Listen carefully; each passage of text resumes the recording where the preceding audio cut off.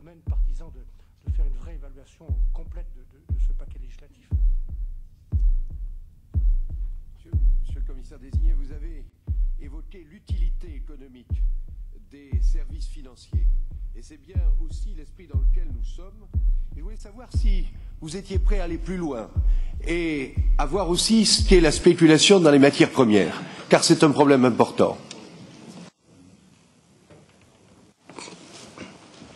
Sur quoi s'appuie la spéculation que l'on constate depuis 2 ou 3 ans, qui est assez nouvelle sur les matières premières? Je ne parle pas de l'énergie, pétrole et autres, je parle par exemple d'une spéculation, si on doit bien la prouver, qui pour moi serait scandaleuse, qui est la spéculation sur les matières premières agricoles.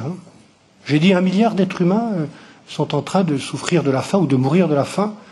Je pense en particulier à l'un des pays les plus pauvres du monde, M. Gauzès, qui est Haïti, qui souffre pour d'autres raisons aujourd'hui, qui est un pays martyr.